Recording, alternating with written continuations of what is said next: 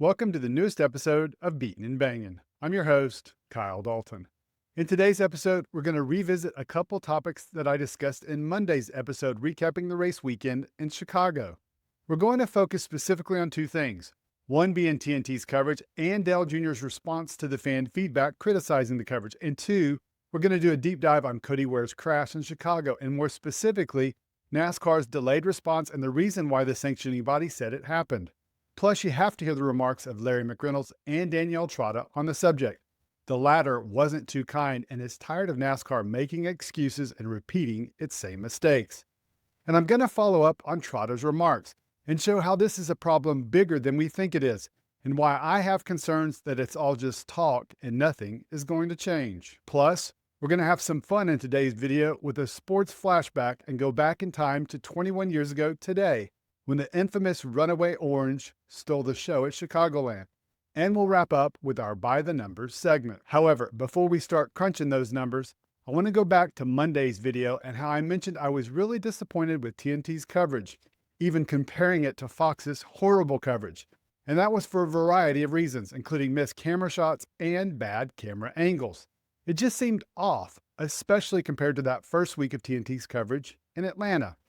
Well, yesterday during his Dale Jr. Download podcast, Jr. addressed the situation. Getting back to our broadcast, there were some moments where we stumbled. And, looking back on it, I certainly wish that we would have left there with, with a better, reaction or a little bit better temperature on social media. And everything that I've read about on social media, we missed the Bubba spin out of turn 2, the 51 wreck. All of those things, everyone in our team are hyper aware that we all have had conversations, even in the last 48 hours, of, yep, I wish that would have went differently. Yep, we should have done X, Y, and Z instead of what we did. Sure, so, you always go back and look at that. Yeah. And so, I just want people to know, I think we as a team are aware of some of the things that we could have done differently in some moments, some things we wish would have went better. And there is a massive want to. There is nothing but all hands on deck. Everybody is ready to go to Sonoma, work even harder. The things that we'll do to try to make sure that we shore up and really hit the mark in our broadcast. We're going to spend every minute of the week trying to prepare ourselves for this upcoming event so that we don't have a misstep in a big moment. Yeah. Listening to Earnhardt say that gives me hope, because I'll tell you this much. When Fox has repeatedly made these kinds of mistakes in the past, we've not heard anything. As they say, the first step in addressing a problem is recognizing that there is one. At least Earnhardt is being honest and saying they messed up and they plan on making changes going forward. That's all we can ask, and I will reserve judgment to see what happens after this weekend's races at Sonoma. Moving on to our next topic, and it was also yesterday when Cup Series Managing Director Brad Moran made his weekly appearance on SiriusXM NASCAR Radio. Naturally, the big topic of conversation was what happened in the final laps in Chicago, when Cody Ware slammed violently into the Turn 6 tire barrier and it took NASCAR officials 34 seconds to throw a caution. Take a listen to what Moran had to say. What went through the tower in making that decision and those calls? Yeah, sure. And we'll be reviewing all of this and getting all of our information put together as well, like we always do on Tuesday. But unfortunately, we didn't have the actual footage of the impact of the car getting into the tire barrier. That wasn't that's something we're going to take back. We're going to look at if we go back to Chicago, and we'll be looking at certain areas of that racetrack and definitely improving that situation. I believe it was 32 minutes now. If we follow what we've done, at every road course and street course. We do have local blue flags at road courses. We acknowledge that we have a local blue out. We tell the spotters what's out there. If they're in the racing line, it changes the thought process. If they're out of the racing line, we give them time, which obviously we did throughout the day. I think we still ended up with, seven cautions for 15 laps. So we do our best to try to give the fans as much time we can to get green flag racing. However, if we would have had the shot of Cody's impact there, the caution would have come out immediately, but it was thrown immediately when he dropped his window net. We give him the opportunity to pull out, but if we would have had that first shot, we would have known that car wasn't pulling out. So that's on us. We're going to go back. We're going to review it. We're going to look at it, and if we go back to Chicago, we'll definitely have a different plan. The one thing that I do want to point out is he said 32 minutes. He obviously meant 32 seconds for the time of the impact to the caution flag, but I timed it. It wasn't 32 seconds, it was 34 seconds. Facts matter. But I get it, that's really not that big of a deal. The overarching theme of what he said is that they missed it and they'll address it going forward. Now I want to let you hear what Larry McReynolds and Danielle Trotta had to say about it yesterday on their show on SiriusXM NASCAR Radio. Reaction, Larry? Yeah, I have so much respect for everyone at NASCAR from top to bottom. Brad Moran, especially series director, Elton Sawyer, John Probst, the race directors, they're all good friends of mine. They've been very open and transparent with me. As long as we rectify it moving forward, we can't do a thing about the past. You and I can't change how we came on the air today, but we got full control of how we come on the air tomorrow because it's in the future.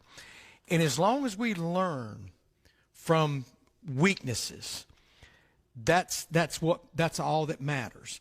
And not just Chicago. We got other road courses. We've got Watkins Glen. Charlotte Roval is a little easier because you basically can all but see the whole racetrack from the tower, but there are some blind spots there. So I guess moving forward, any racetrack we go to where there's a blind spot, you have to have either a camera shot and or an official watching that. I've watched, looked, and listened and heard over the last, 24 to 36 hours. We didn't know if that car was going to get going, was going to back out. Danielle, like I said yesterday, I could have put my wife Linda there, and as hard as that car hit and as deep into the tire barrier that car went, anybody knew that car was not going to back out. It was not going. It was firewall deep. So that's the thing. And Brad didn't say that. I didn't hear him say that. So I'm glad I didn't hear him say that. But just as long as we learn, that's all that matters. I've always said, as long as all parties observe and it say we've got to fix something, then it's really not a problem. It's when I hear people say, "Oh, we're good." That's when, that's when we got a real problem. And I do hear Brad Moran acknowledging we had a weakness there, and we've got to rectify it moving forward, and that's what truly matters. Okay, so America's crew chief is giving them the benefit of the doubt and trust that they'll fix it going forward. But Danielle Trotta wasn't so forgiving. I mean, the other thing, too, and hearing him say, well, once we just saw a car in a tire barrier, and we were waiting for the car to back out or the window net to come down. What if Cody was knocked unconscious and wasn't able to take his own window net down? How long are you waiting for a driver to take their window net down? I mean, first of all, how do you not see that in real time? How do you not have a camera there? How do you not see it in real time? Number two, how do you have such a severe lag from the turn official holding that blue flag to be able to radio the control tower? You just timed it. I mean, it felt like forever, especially when Cody's in distress, got the wind knocked out of him from what I heard, and was asking for help. And thirdly, thank God he's okay, but what if he wasn't? Waiting to throw a caution until the window net comes down? I have never in my 15 years heard that's when AMR safety teams are released to a driver, ever. There was a lot of things that went wrong. Thank God Cody was okay. And I appreciate the fact that Brad Moran took this one on the chin and said there's a lot of things that we're going to do differently and we're going to learn from.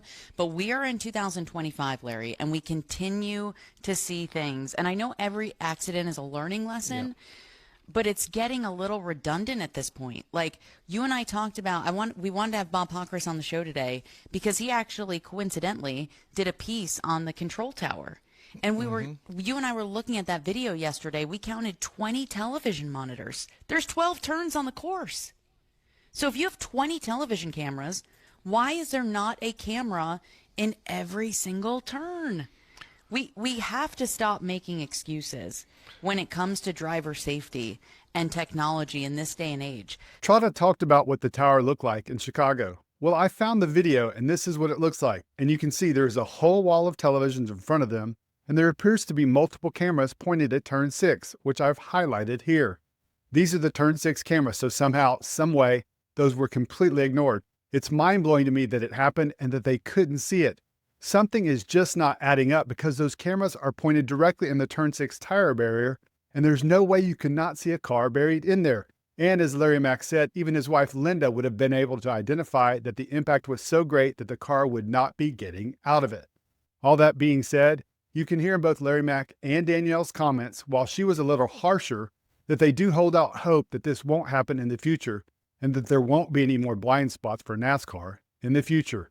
Call me a cynic, a skeptic, call me what you want. I tend to believe I'm a realist. I'm also a believer that past actions are a predictor of future behavior. What exactly do I mean? Well, some of you have already been talking about it on social media, referencing one past action by the sanctioning body that happened less than a year ago. Remember this? Deep into the tire barrier. The 42, that's Leland Honeyman. And he is stuck completely underneath that tire barrier. Get to the white. White flag in the air. One more time around. The next flag. And the caution comes out. Yeah, so Leland Honeyman buried his car firewall deep at the Roval in the Xfinity Series race last year. And that took 17 seconds, or half the amount of time it took for NASCAR officials to throw their caution in Chicago. And once again, what was their excuse? Take a listen to what they had to say back then. It did take too long. I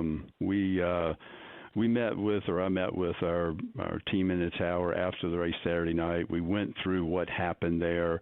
We made some adjustments overnight as far as camera angles so that our replay operator could get to that, to be able to see that quicker, to be able to get that information to the race director. So we made an adjustment over Saturday night, felt like we were in a much better place on Sunday.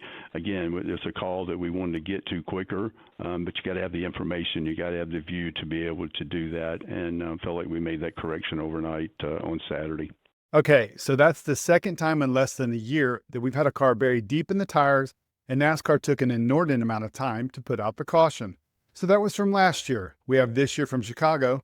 Well, I want to take you back to 3 years ago. And the only reason I remember this is because I was there. It was at Texas Motor Speedway, and it wasn't a car buried firewall deep because it wasn't a road course, but it was something quite similar in that NASCAR inexplicably missed a call. Take a look at what happened. Like there's some contact. Oh, the We 24 of Byron. Remember what happened off of turn 2. Byron felt like maybe that the 11 ran him into the fence off of turn 2. Byron takes that opportunity to possibly retaliate. So William Byron was upset and retaliated under caution and sent Denny Hamlin for a spin, which should have received a penalty. Hamlin was livid about it. Take a listen to what then NASCAR Senior Vice President of Competition Scott Miller had to say about it in an impromptu meeting with reporters after the race. So I'll have to be honest with you, Bob. When we were in the tower, we were paying more attention to the actual cause of the caution up there and dispatching our equipment.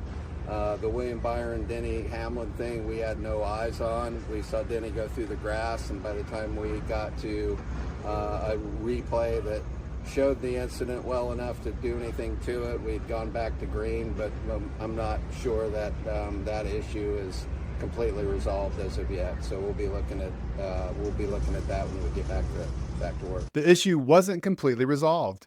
NASCAR later docked the number 24 driver 25 points and fined him $50,000 for his move. Although later on appeal, the penalty was changed from no points lost and a $100,000 fine. But when you listen to what Miller said, didn't it sound familiar? NASCAR didn't have eyes on it, which takes me back to Danielle Trotta's remarks about A, it being redundant, and B, in this day and age of technology, how does this happen? She's right. How does this happen?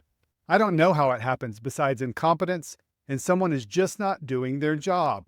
But now we've had 3 instances in 4 years where someone has failed to properly do their job, and in the most recent example, which is undoubtedly the most serious case, it was when a driver was in need of medical assistance.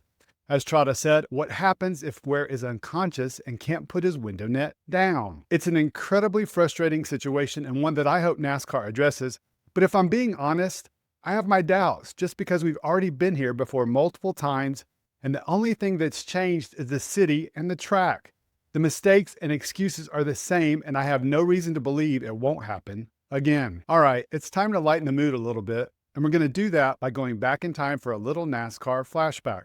That's because it was 21 years ago today that we had one of the most bizarre and hilarious moments in NASCAR history, ironically enough, in Chicago, when this happened. Look what's chasing Todd Szegedy around the racetrack. I wonder what was going through Todd's mind when he looked up and saw that big orange thing coming at him.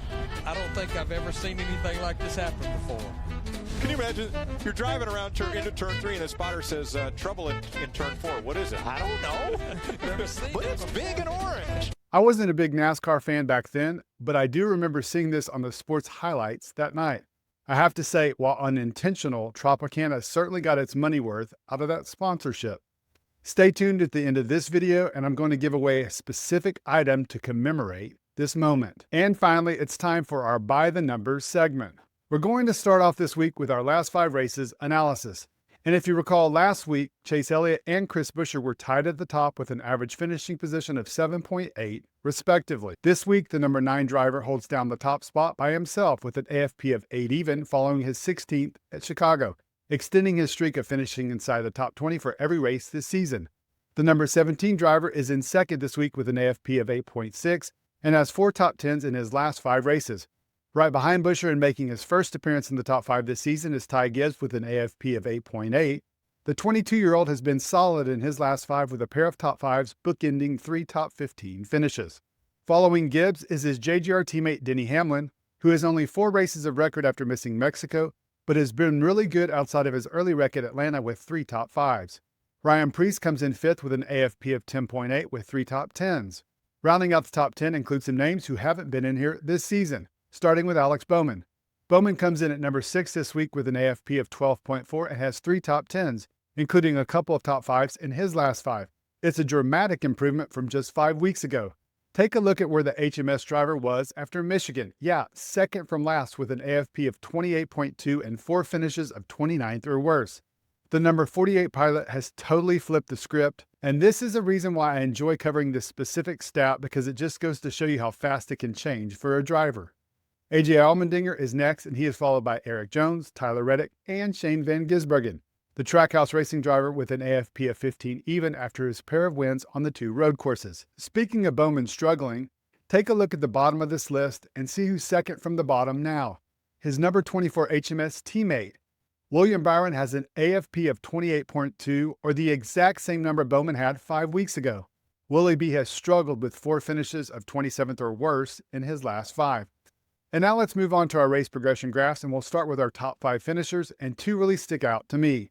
First, Denny Hamlin starting from the rear of the field and finishing 4th, and Kyle Busch starting 5th, dropping back in the pack following his spin and pit road penalty before he managed to make his way forward and finish 5th. Next up, let's take a look at the HMS drivers we just talked about, and you can see William Byron's day went from worse to worse. He had engine trouble out of the gate and finished dead last. Meanwhile, Bowman had an up and down day with pit strategy calls and managed to be the only HMS car to record a top 10 result. Joe Gibbs Racing had a pair of top 10 finishers, as mentioned, with Gibbs and Hamlin, who went about it in very different ways, while the other 2 cars from the organization finished in the 20s. And lastly, we'll take a look at Trackhouse, and you can see how SVG and Ross Chastain ran inside the top 10 for most of the day, while Daniel Suarez never once made it inside the top 15 and finished 29th. And finally, let's take a look at our biggest movers on the day through the Windy City. And we'll start with those who struggled. That's definitely an interesting one because you can see the 4 drivers who all were involved in the lap 3 incident with Carson Hocevar and how they were effectively done before they even got started. Hocevar was the biggest drop for the day, losing 32 spots. Meanwhile, Hocevar's teammate Michael McDowell appeared to have a race-winning car, but then a stuck throttle in that second stage derailed his chances and he lost 30 spots on the day. And what about those trending in the right direction? Denny Hamlin was the biggest mover, gaining an impressive 35 positions from where he started. Chase Elliott gained 24 spots on the day after starting in the back with Hamlin. Others who had big gains on the day were Austin Hill, Ty Dillon, and Catherine Legg. All right, guys, that's a wrap on today's episode. I want to get your thoughts. Let me know what you think about Dale Jr.'s comments in admitting TNT wasn't the best and committing to doing better. And what do you think now after hearing Brad Moran offer NASCAR's reasoning for why it delayed the caution on Cody Ware's violent crash? I'm also curious to hear what you thought of Larry Mack and Danielle Trotta's responses. She clearly didn't sugarcoat it. Also, what did you think about our little flashback in time to the Runaway Orange at Chicagoland? And I said there was a giveaway. I'm going to give away an 11x14 print of this to one lucky fan. All you have to do is write Chicago Orange in the comments. Write that in the comments and I'll announce the random winner next week. And don't forget, go check out my new store that I launched on Monday with some really cool t-shirts, panoramic prints, and all kinds of cool stuff for your NASCAR fan cave. Thanks again for checking out the latest episode and supporting the channel. I really appreciate it and hope you have a great rest of your day.